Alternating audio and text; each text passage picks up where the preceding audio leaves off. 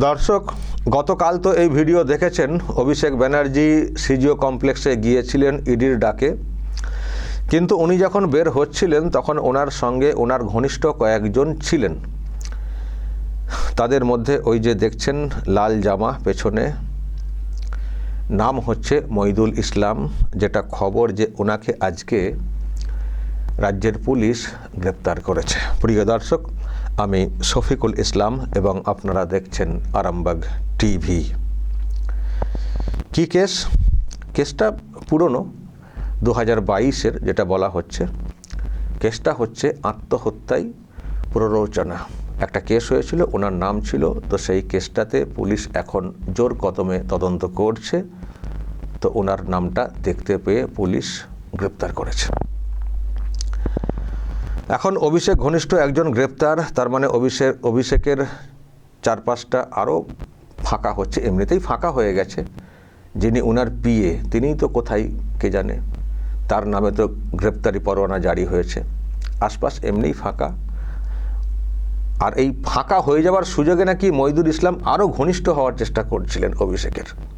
এমনিতেই দলের অনেকের সঙ্গে যোগাযোগ, আর উনি তো অনেক কিছু করেছেন না, বা ওনাকে দিয়ে তো অনেক কিছু করানো হয়েছে। দর্শক, মনে আছে ভোটের সময়ে কলকাতায় ওই মুখ্য নির্বাচনী আধিকারিকের যে দপ্তর, তার সামনে কি হয়েছে কয়েক মাস ধরে একটা মঞ্চের নামে, এবং সেই মঞ্চ থেকে যিনি বর্তমানে মুখ্যমন্ত্রী হয়েছেন শুভেন্দু অধিকারী, তাকে কি রকম গালিগালাজ করা হতো মনে পড়ছে? আমি দর্শক সেই ভিডিও দেখাতে পারি। এই যে মনে আছে, কয়েকজন মহিলা এবং পুরুষকে নিয়ে একটা মঞ্চের নামে, ওই কি বিএলও অধিকার রক্ষা মঞ্চ, এই মঞ্চের নামে কগাছার লোকজন বা মহিলাদেরকে নিয়ে কীরকম করা হচ্ছিল মনে পড়ছে আপনাদের? শুভেন্দু অধিকারী যখন যেতেন ওই অফিসে, তাকে উদ্দেশ্য করে জুতো দেখানো, যাচ্ছে তাই সব বলা, আবার অভিযোগ করা। ওই যে মঞ্চটা চলতো, ওই মঞ্চটাকে যিনি অর্গানাইজ করতেন তিনি হচ্ছেন এই মইদুল ইসলাম। এই যে দেখাচ্ছিলাম মইদুল ইসলাম। অনেক কীর্তি আছে এই মইদুল ইসলামের। তো অনেক চেষ্টা করেছেন দলের কাছে নাম্বার বৃদ্ধির জন্যে। আর যেটা বলছিলাম, ইদানিংকালে অভিষেকের খুবই ঘনিষ্ঠ হয়ে উঠছিলেন।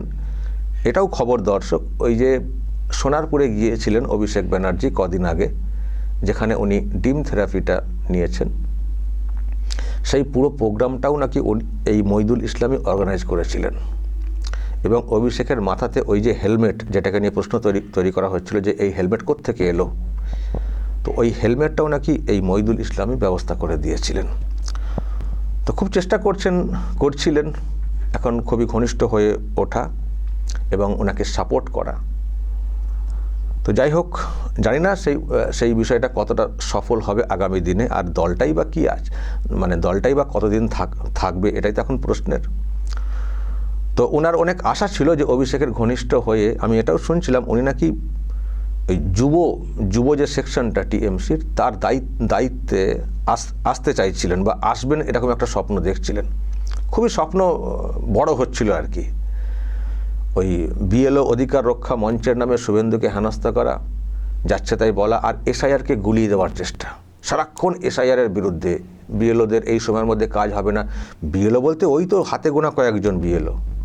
এ নিয়েও তো খবর হয়েছিল যে এই যে বিএলও বলছেন, কতজন বিএলও, আর এরা কোথাকার বিএলও, এই সময়ের মধ্যে কাজ হবে না। আরে কাজ করলে তো কাজ হবে, কাজ না করে ওখানে বসে থাকলে কী করে কাজ হবে? বাকি বিএলওরা কী করে কাজ করলেন? দর্শক, আমি এ নিয়ে অনেকবার কথা বলেছি আপনাদের সামনে। তো এসআইআর করতে দেব না আর কি, সবটাই টিএমসির ব্যাপারটা হচ্ছিল। ওই নামটা বলা হচ্ছিল বিএলও অধিকার রক্ষা মঞ্চ। এসআইআরকে গুলিয়ে দেওয়ার অনেক চেষ্টা হয়েছে। তো যিনি করছিলেন পেছন থেকে সবটা, তিনি হচ্ছেন ওই মইদুল ইসলাম। যদিও পারেননি, কিন্তু এইসব করে টোরে দলের কাছে, যেটা বলছিলাম, যে একটা নাম্বার বৃদ্ধির চেষ্টা হচ্ছিল। তো এখন পুলিশ ধরে ফেলেছে। ফলে অভিষেকের এমনি চারদিকটা খালি হয়ে যাচ্ছে। ওনার পিএ তো কোথায় কে জানে, তার নামে গ্রেপ্তারি পরোয়ানা জারি হয়ে গেছে। তো কাছাকাছি হয়তো পাচ্ছিলেন কয়েকদিন আরও মইদুল ইসলামকে, তো মইদুল ইসলামকে তুলে নেওয়া হলো। ফলে অভিষেক এদিক দিয়ে আরও ফাঁকা হয়ে গেলেন। আর মইদুল ইসলাম যে স্বপ্নটা দেখছিলেন সেটাও এখন জলেই চলে গেল বলবো, কারণ পুলিশ যখন ধরেছে। আর আমার ধারণা পুলিশ এই কেসে ধরলেও উনি যেসব কর্মকাণ্ড করেছেন এবং আমি শুনেছি সেই সব নিয়েও কেস টেস হয়েছে, হয়তো সেগুলোও ট্যাগ হবে, সেগুলোও ট্যাগ হয়। ফলে ওই অতিবার বাড়তে গিয়ে আবার চাকরি করেন প্রাইমারিতে, কদিন স্কুলে যেতেন কে জানে। ফলে এই সাড়ে সর্বনাশ হয়ে যাওয়ার মতো একটা অবস্থা হয়ে গেল। আমি যেটা শুনেছি দর্শক, এই যে ভোটের সময় ওনারা এই যে কাজগুলো করেছেন, এই মহিলারা যাদেরকে দেখছেন ইনারা সহ, দর্শক মহিলাদেরকে ভালো করে চিনুন, আমি একটু বড় করে দেখাচ্ছি। এই যে জুতো দেখানো, কত কি ইত্যাদি। যেটা খবর আমি পেয়েছি দর্শক, যারা এইসব করেছেন ওই সময়ে তাদেরকে নাকি শোকজ করা হয়েছে সিইও দপ্তরের তরফ থেকে, শোকজ করা হয়েছে। আপনারা বিএলও, কিসের বিএলও, কী করছিলেন, কেন করছিলেন, এইসব নিয়ে নাকি শোকজ করা হয়েছে। আর এটাও তো শুনেছেন এই যে ওই সব করার কারণে কেসও হয়েছিল, সেই সময় কেসও হয়েছিল। তো ফলে বিপদ, আরও বিপদ, কেস ট্যাগিং হলে আরও সমস্যায় পড়তে হবে মইদুল ইসলামদের। তবে এইসবের সত্যি একটা বিহিত হওয়া উচিত। সরকারি অফিসার বা শিক্ষক বা সরকারি দায়িত্বপ্রাপ্ত একজন কর্মচারী হয়ে এই যে একটা বিষয়, এসআইআরের মতো একটা গুরুত্বপূর্ণ বিষয়কে গুলিয়ে দেওয়ার চেষ্টা, তারপরে কাউকে জ্ঞান করা নেই। একজন যিনি আজকে মুখ্যমন্ত্রী হয়ে গেলেন, তিনি তখন তো এলওপি ছিলেন, তাকে উদ্দেশ্য করে যাচ্ছে তাই স্লোগান দেওয়া, শুনবেন একটু, যাচ্ছে তাই স্লোগান দেওয়া হয়েছিল। আমি আপনাদেরকে একটু দেখাই, শোনাই, এগুলো জানা উচিত। দেখুন,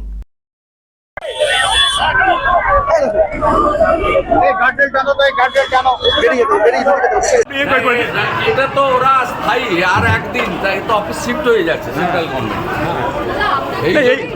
এইভাবে গেট আটকে ধরে বসে আছে রোজ। কলকাতা পুলিশের লোকদের বলুন, আপনার বাহার গেট বেড়ে কলকাতা পুলিশের লোকদের বলুন। আপনি আসলে এই ঘটনাটা করছে, এটা আপনি আসলেই এটা করছে লিডার অফিস। সব ছবি তোলা থাকছে, মে মাসে একদম যাকে বলে না উল্টো করে ঝোলানো হবে। আজকে সুপ্রিম কোর্ট বিচারপতিদের বেরিয়ে পড়ুন।